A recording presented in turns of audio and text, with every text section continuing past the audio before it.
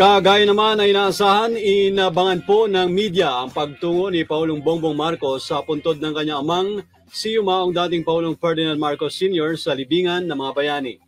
Sinalubong ito ng mga tanong kung ano ang kanyang masasabi sa kontrobersyal na pahayag ni Vice President Sara Duterte na huhukayin ang bangkay ng dating Pangulo at ipatatapon o itatapon naman sa West Philippine Sea.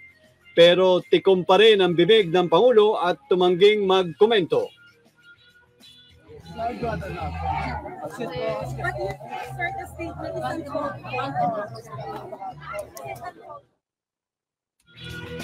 Matatandaang sa kwento mismo ng Vice Presidente ay binida nito na sa chatroom nila ni Presidential Sister Senator Amy Marcos ay sinabihan niya ito na huhukayin ng bangkay ng kanilang ama na nakalibing sa libingan ng mga bayani kung hindi siya lulubayan. Pero isang beses sinabihan ko talaga si Senator Amy. Sabi ko sa kanya, kung hindi kayo tumigil, huhukayin ko yung tatay ninyo, itatapon ko siya sa West Philippine Sea.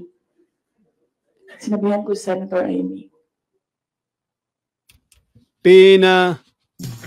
Pinaniniwalaan po na ang tinutukoy ay ang fund spending probe sa Kamara ng Office of the Vice President at Department of Education na dating pinamumunuan ng Vice Presidente.